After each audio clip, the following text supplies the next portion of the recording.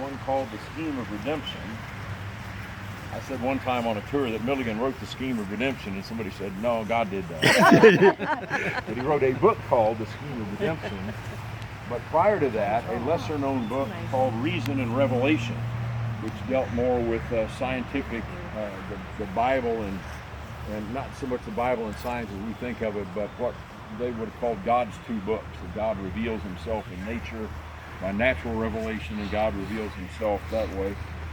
When UK built their new library, I just started teaching here, and some of the faculty were involved in the transport of the books, although they'd hired a professional company. But I came across a copy of Reason and Revelation written by the president of Kentucky University at the time. Now, that's who this guy was.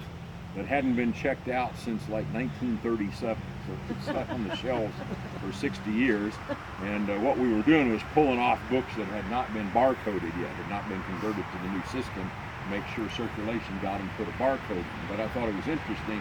I don't know many or any other state universities that you could say, well, Robert Graham, who founded a college that became the University of Arkansas, would be the same way. But Milligan's a major figure here.